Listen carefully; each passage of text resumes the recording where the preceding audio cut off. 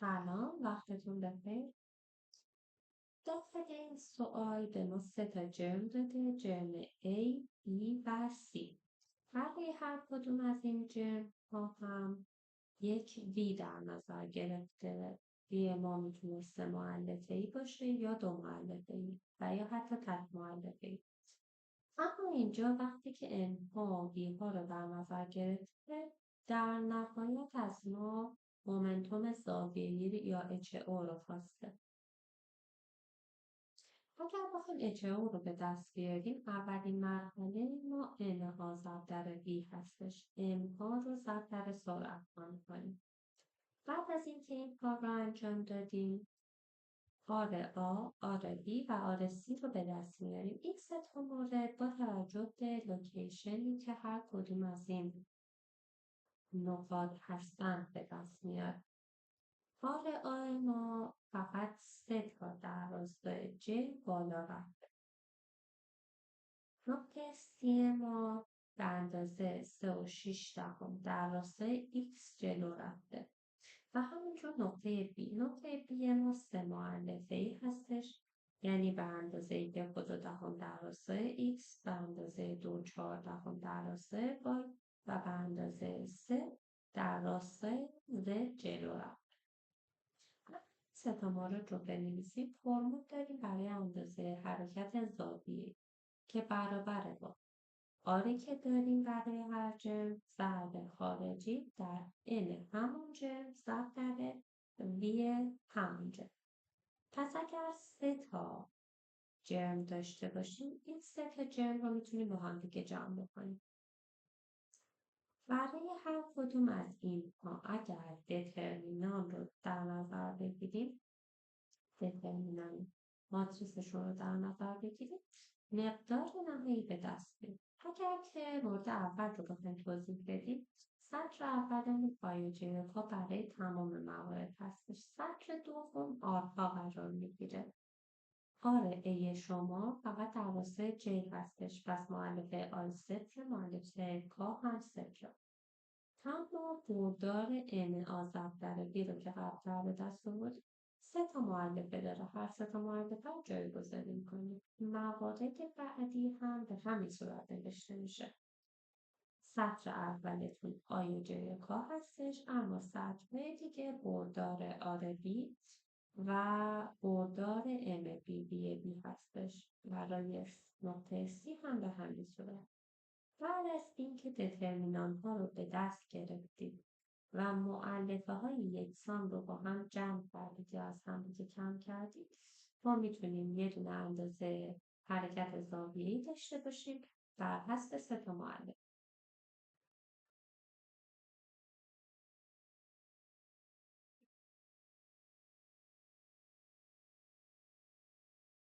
داخل این سوال یک گروه شریک شده و به دو تا قسمت تبدیل شده.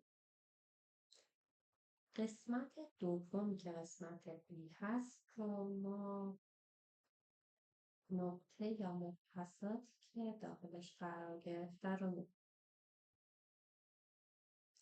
برای حل این سوال میدونیم ژ ما همون 9.81 هست، به سمت پایینه و علامتش منفی هستش. اگر که x بار رو بخوایم بنویسیم، این فرمول بار رو برای پرتاب ما داشتیم. بی صفر x t به علاوه x صفر، چون از نقطه مبدأ شروع به حرکت کرده x صفر برابر به صفر هستش. بی صفر x 165 متر بر ثانیه هست، فقط در راستای x هستش. پس ما x بارمون رو پیدا کردیم. y بار رو داریم که برابر با y بار صفر به علاوه بی صفر y با y ضرب در t منهای یک دوم جی تی به توان دو. میتونیم که y بار صفرمون از 15 متری هستش. بی صفر y نداریم به خاطر اینکه فقط بی صفر ما در راستای x هستش. از طرفی زمان رو هم داخل صورت سوال به ما داده 1.5 ثانیه. زمان رو هم تو مورد بالا هم این مورد جایگزین می‌کنیم.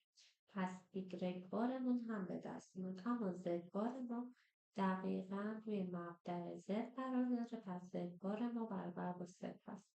از اینجا ما میتونیم آربارمون رو بنویسیم در راستای آی، جی و کا که کار ما برابر با 0. واحدمون هم اینجا متر هستش. اگر فرمول بایستگی اندازه حرکت خطی رو بنویسیم n آر بار برابر با n آر آ برابر n بی آر بی. فرق جرم آ صورت سوال بهمون گفته که 12 کیلوگرمه. یکی دیگر از ترکش‌ها که همون جرم بی هست هم 18 کیلوگرم هستش و در نهایت جرم کلمون 30 کیلوگرمه. پس اگر توی فرمول جایگذاری کنیم n برابر با 30 آربارمون رو پیدا کردیم بر حسب آی و جی و کا جایگذاری کنیم. n آر رو میدونیم که 12 کیلوگرمه. آر آ هم از روی شکل قابل نوشتن هستش به اندازه 240 متر در راستای x و به اندازه 7 متر در راستای کا. در راستای y هم مؤلفه‌ای نداره به خاطر اینکه روی زمین برخورد داشته، یعنی اینکه مبدأ نقطه است. پس در نهایت m ای رو هم داریم 18 کیلوگرم، اما در راستای آی، جی و کا مؤلفه های بی رو ما نداریم که قرار پیدا کنیم. از این معادله که نوشتیم میتونیم تبدیل کنیم به 3 راستای آی، جی، کا یا ایکس و وای و زد که هر کدوم از این مؤلفه ها رو میتونیم توی این راستاها به دست بیاریم. 3 معادله داریم و 3 مجهول. وقتی 3 مجهول رو به دست آوردیم میتونیم کنار هم بنویسیم یا جدا جدا بنویسیم. مؤلفه هایی که به دست آوردیم بر حسب متر هستن.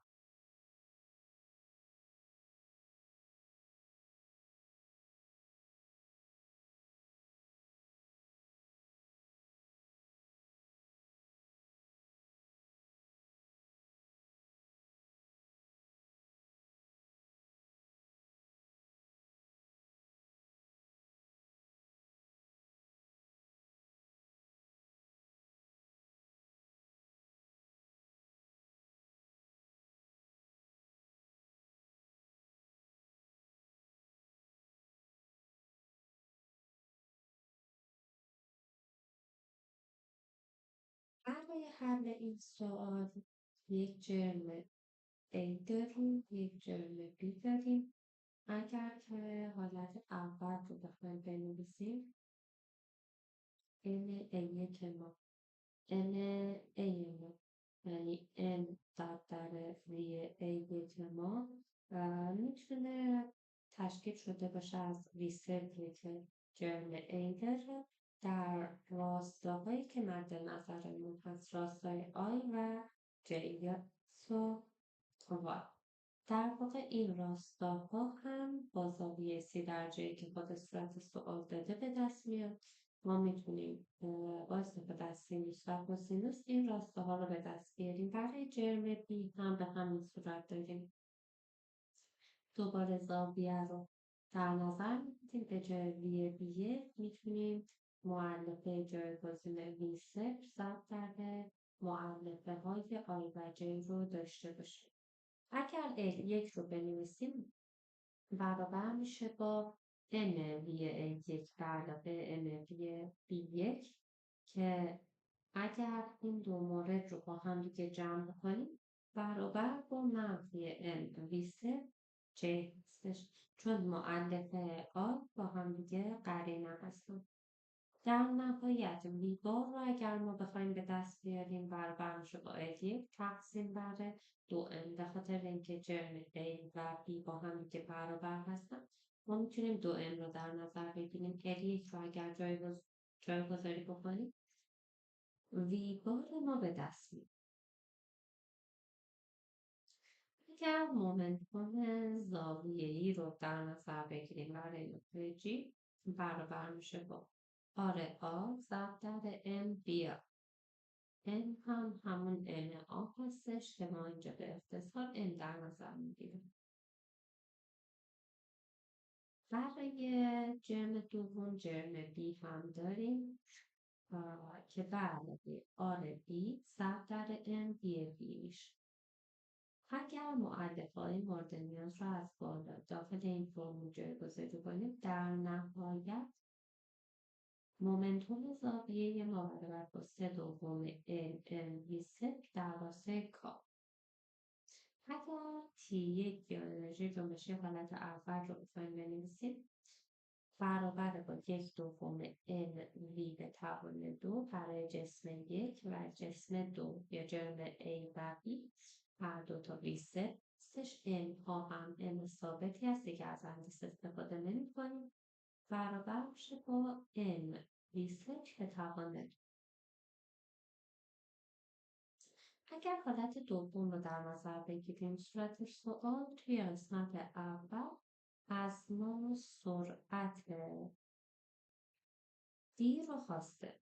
اگر وی دی رو ما بخوایم پیدا کنیم، وی دی رو با وی بار برابر در نظر میگیریم، وی بار رو هم بالاتر به دست آوردیم که نمی‌کنیم 1/2 وی صفر در راستای وای یا جی هستش.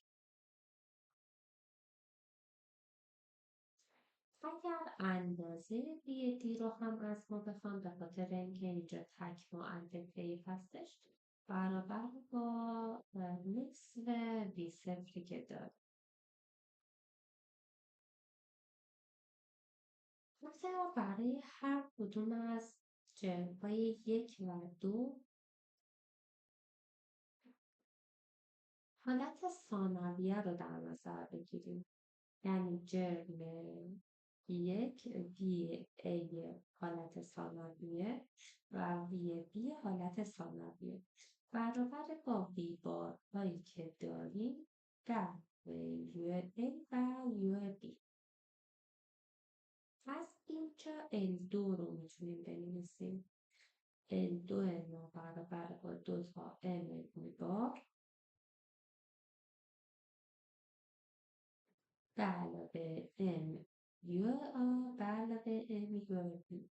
اینجا برای هر کدوم از جرم ها یه دونه ام وی بار داریم که اومده با هم که جمعشون کرده و اینها رو برابر با ال1 قرار داده. یو بی ما برابر با منفی یو آ، اندازه هاشون هم که برابر هستش. اگر مومنتوم زاویه‌ای حالت دوم رو بخوایم بنویسیم، برابر با ال ان یو آ در راستای کا به علاوه ال یو بی در راستای کا که میتونم با هم دیگه جمع بشن، به خاطر اینکه رابطه بین یو آ و یو بی رو ما بالاتر پیدا کردیم. میتونیم بنویسیم 2 تا ال یو آ در راستای. توی قسمت دوم این سوال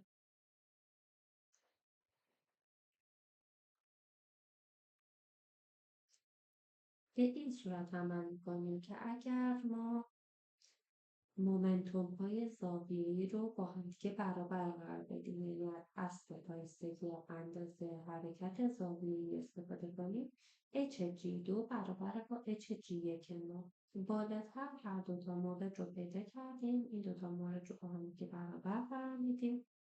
وقتی که برابر قرار بدیم با توجه به اینکه یو آ و یو بی با هم دیگه برابر هستن، از این فرمول یو آ ما به دست میاریم. وقتی که یو آ ما به دست میاد، اندازه یو رو در واقع این قسمت از ما خواست.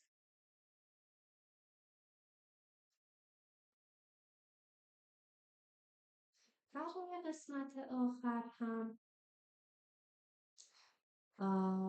در واقع استهلاک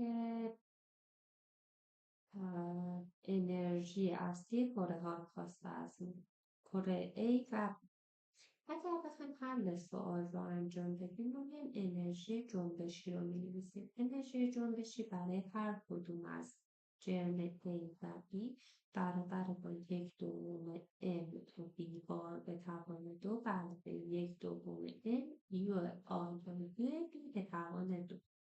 اینجا اومده به یک باره بی بارها رو با هم دیگه جمع کرده برای دو تا جرمی که داریم. اندیس‌های n رو در نظر نگرفته به خاطر اینکه آ و بی با هم دیگه برابر هستن جرم‌هاشون و در نهایت یک T2 به ما داده. اگر T1 رو ما برابر با n V0 به توان 2 بگیریم که قبل‌تر به دستش رو بردیم، اینجا T2 ما برابر شده با 13/16 n V0 به توان 2. اگر فقط مقادیر پشت n V0 به توان 2 رو در نظر بگیریم، T1 ما برابر با 1 منهای 13/16 تقسیم بر 1. اگر 13/16 رو به دست بیاریم میتونیم 100% هم بکنیم که درصدش به دست بیاد، اما خب در نهایت 0.1875 مقداری هستش که برای قسمت C سوال به دست میاد.